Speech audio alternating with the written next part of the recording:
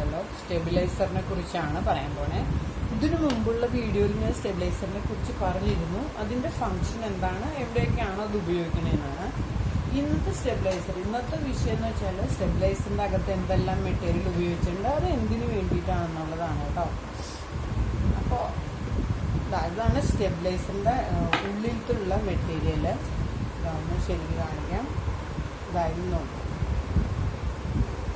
ഇതൊക്കെയാണ് അതിൻ്റെ അകത്തുള്ള മെറ്റീരിയൽ. അപ്പോൾ വോൾട്ടേജ് കൺട്രോൾ ചെയ്യാൻ വേണ്ടിയിട്ടാണ് ഇതിൽ സെൻസിങ്ങുകൾ ഉപയോഗിച്ചിട്ടുണ്ട്. പിന്നെ വേരിയക്ക് എന്നാണ് കേട്ടോ ഇതിന് പറയുന്ന പേര്. ഈ റൗണ്ട് ഇതിന് പറയണത് വേരിയക്ക് എന്നാണ് പറയുക. വേരിയാക്ക്, ഡിമ്മർ എന്നും പറയും കേട്ടോ. ഡിമ്മർ അതായത് നമ്മൾ വോൾട്ടേജ് കൊടുക്കുന്ന സമയത്ത് ഇപ്പോൾ 230 ആണ് നമ്മുടെ മെയിൻ സപ്ലൈയിൽ വോൾട്ടേജ് എന്ന് വയ്ക്കുക. ഓക്കെ, വോൾട്ടേജ് 230 ആണെങ്കിൽ ഈ വേരിയക്കിലേക്ക് ആ വോൾട്ടേജ് വരുമ്പോൾ ഇതാണ് നമ്മളെ അത് വോൾട്ടേജ് 230 എന്നുള്ളത് ഫിക്സ് ആക്കാൻ വേണ്ടി മെയിൻ ഉപയോഗിക്കുന്ന ഒരു സാധനമാണ് കേട്ടോ ഡിമ്മർ.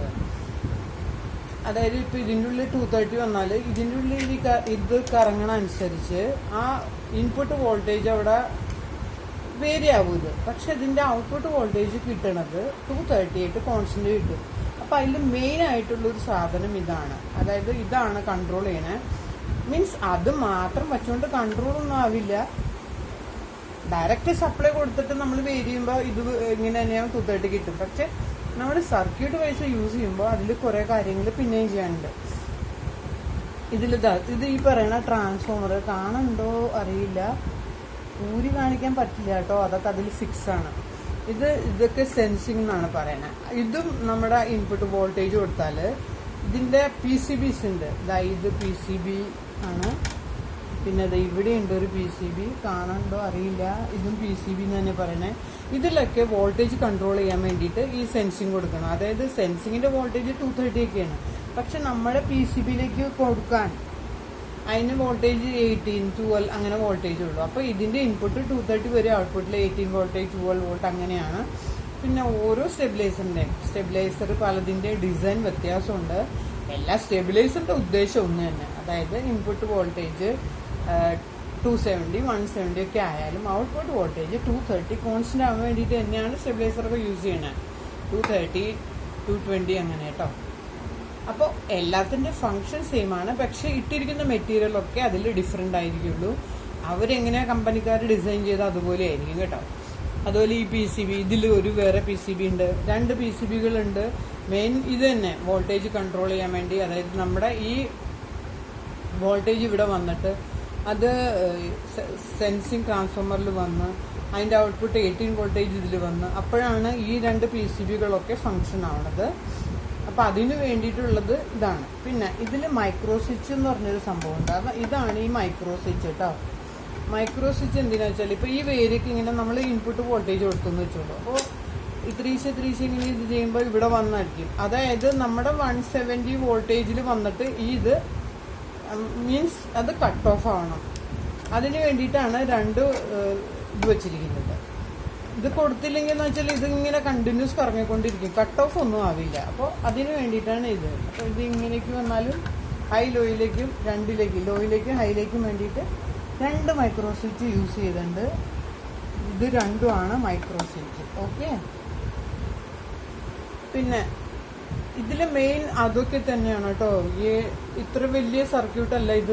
2kV എന്ന് പറഞ്ഞ സ്റ്റെബിലൈസറാണ്. അപ്പോൾ അതനുസരിച്ച് അതിൻ്റെ മെറ്റീരിയൽ ഇട്ടിട്ടുള്ളൂ. പിന്നെ ഇതൊക്കെ ഇതാണ് ഇതിൻ്റെ